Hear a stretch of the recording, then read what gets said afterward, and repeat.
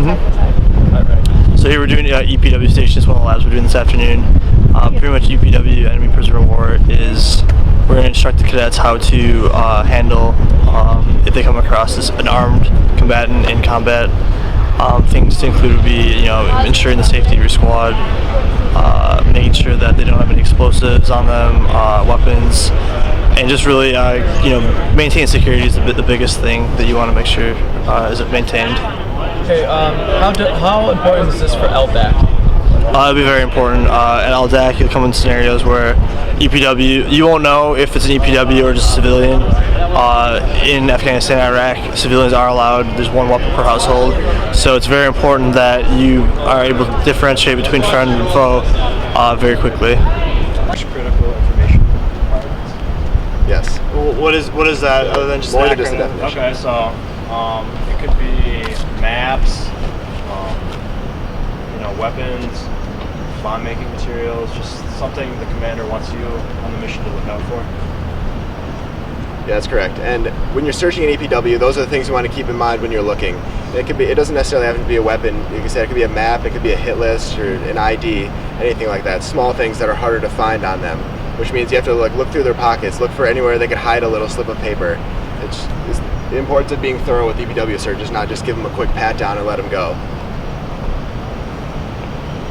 Okay, when you're done, once you've secured them, you can't leave them there. You have to take them with you, so you cuff them, gag them if they keep talking. And then you're going to want to go through what we call the 5 S's. So, any MS2s know what the 5 S's are. Here's Jack, what's one?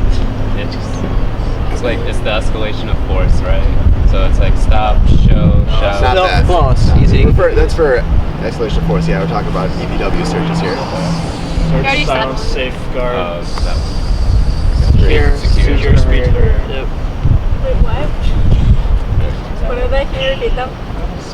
Search, silence, safeguard, segregate, speed. Segregate. Yes. So search, we already went over that. Search them. Silence them. If there's more than one, you don't want them talking to each other, communicating at all. So you just tell them to shut up. If not, gag them. Just whatever you have to do to make sure they're not talking. Segregate, like I said, keep them apart so they can't communicate. Speed to rear. Just get them in the back of your formation or get them within your formation when you move out. Did I miss anything? Safeguard. Yeah. Safeguard. Yeah, keep them within your security, keep them protected there. You're responsible. Once you take them into your formation, you're responsible for them. So if you're the platoon leader, you have to make sure that they're not just running around getting shot at. You have to provide protection for them until you get back to your CP or wherever you're headed to. You want to do that next?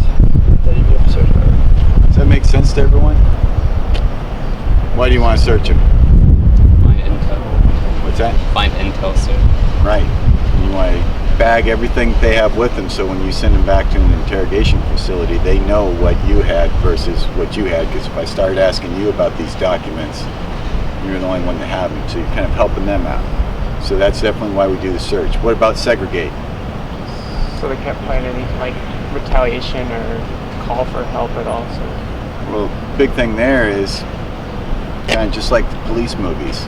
You two guys are arrested, want to make sure you're not getting your story straight. Only tell them this.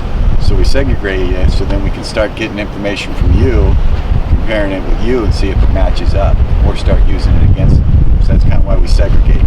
Plus, if they're separated, it's going to be a lot harder to escape, right? They're not going to be able to develop a plan. What's the next one? Safeguard. Safeguard. Why are we doing that? They're your responsibility.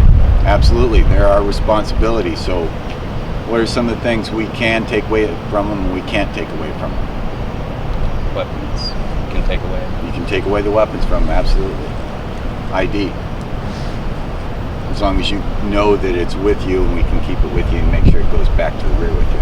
What about a pro mask? Chemical mask? That's a stand-up person, sir. Absolutely. What about water? Stays on them. We can take it away from them, but we have to ensure that we give them one. So in other words, we couldn't take the water away from them and then we all drink it and they all vanish. Next one, we got 3 so far. Silence. Silence. kind of goes with segregate, right? So that they can't communicate. Last one. Speed to rear. Speed to the rear. If they have critical information, we want to get it back to the interrogators so that they can glean from it, start finding out what they know and making plans. Cool? Okay. Keep going, guys. Thanks, sir. Are you using a search? Yeah, this is one you'll encounter more in ROTC, how to search a dead EPW. Usually this is what happens once you've assaulted through an objective, you've overrun it, you get your security, you call your EPW team in. I think it's because we didn't load it wrong for some reason. Normally, when you're assaulting through their objective, if they're already dead, their weapon will be away from them, but if somehow they still have it, first thing you do, pull their weapon away from them. And if you didn't actually see them go down, you didn't see them do anything as they're on their way down, they could be booby-trapped, they could have a grenade, they could be laying on top of a grenade ready to blow as soon as you touch them. So what you want to do, you get a partner. Manager, are you a partner? Gotcha. Okay, he's going to get behind cover somewhere. Like there's a tree. Imagine there's a tree here. Something sturdy. Check make sure dead first. I see him something. Make sure he's dead first. That's important. One way you can do that, hold their eyelid open, flick him in the eye. Anyone's alive is going to react to that. Or, usually this works better for males, do a groin kick. Simulate groin kick in ROTC, please. Back to checking if they're booby trapped. You're going to want to roll them. That's what we do. Say 1, 2, 3, rolling. Clear. If he's not clear, yell grenade. Grenade! Keep down, roll away as fast as you can, everyone else drops. This second say he's clear. You don't need security on him, you know he's dead. So you can do this one by yourself. And it's just like doing the live EPW search. You go down one side, down the other side. It's good to develop a system so you do it the same way every time. So I'd start with the head, nothing in his hat. Insert his neckline, nothing.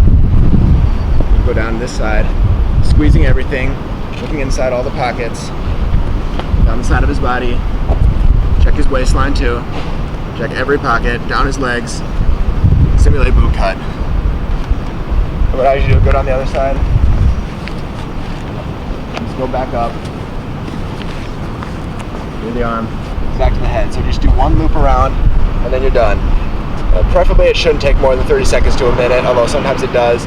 But like I said, it is important to be thorough. You don't want to miss something small, because it could be really important. I'm just gonna 2 points that we didn't go over that are kind of important. Did you mention females? So females, if you're a male in a Middle Eastern country, you can't touch a female. So if you need to search a female, another female has to do it. I mean, I'm sure there's cases of all male infantry units that have to search a female. But in ROTC land, you'll have a female in your squad or platoon. That person is the one that needs to be searching the females. So, and when you're doing a self-search on a female, have them brush through their hair.